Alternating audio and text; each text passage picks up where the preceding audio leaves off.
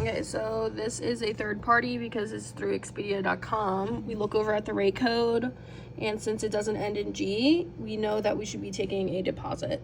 Make sure that we look at traces and go through it. So,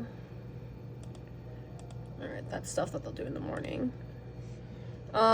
Since it is third party and we're taking deposit, we make sure that we change tax exempt from 0 to 1.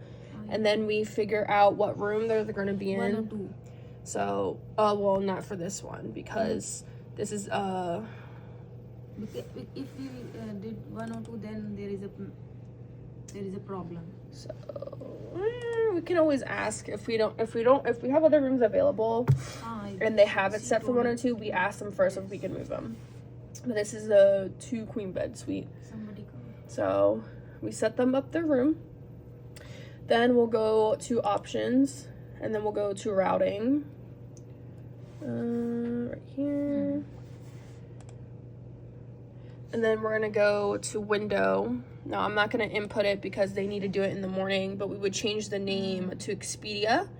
And then we go down to address, and we're gonna click on the first one that pops up.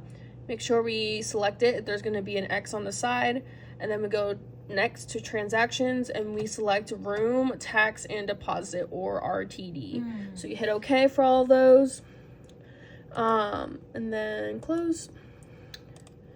Also make sure that we get the correct rate code. So since it's 3 nights, it's not going to be this price right here. We would have to go in here instead and get the rate info. So these are the 2 numbers that we want to try using, is either 356.22 or 318.05. So when it comes time for payment, we're going to put the larger number first. If it fails, then we do the smaller number. And that's how we collect the deposit. So then we'll go to deposit next after we set up the routing. So after Yep. Then we go to payment. And then you're going to see where it's going to ask for the amount. Again, try the bigger number. And then if the bigger number doesn't work, we go with the smaller number. Then the last step is that we go here next to the card info. Click on the dots. The first line, we drag down.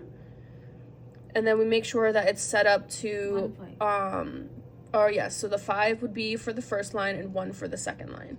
So the second line is going to be billed from Expedia or the third party. And then the first line, we change the pay type to chip and pin because they still need to pay for the $25 incidental hold. So once we see that there's a negative amount here, that means that we took a deposit from them.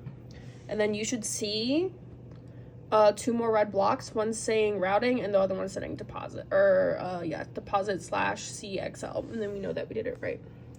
That's it.